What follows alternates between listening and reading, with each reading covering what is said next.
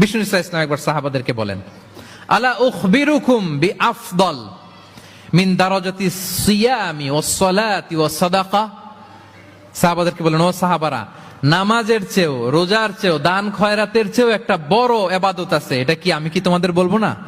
সাহাবারা তো অবাক, নামাজের চেয়েও বড় ইবাদত, রোজার চেয়েও বড়, দানের চেয়েও বড়।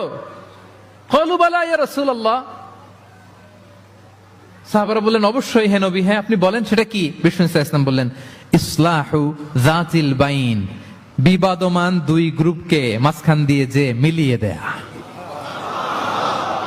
নামাজের চেয়েও বড়, রোজার চেয়েও, সাদাকার চেয়েও বড়, মিলায় দেওয়া। আমরা মনে করি সেজদা দিতে দিতে কপালে দাগ ফেলে দিছি, এটাই তো বড় ইবাদত। এটা তো নিঃসন্দেহে বড় ইবাদত।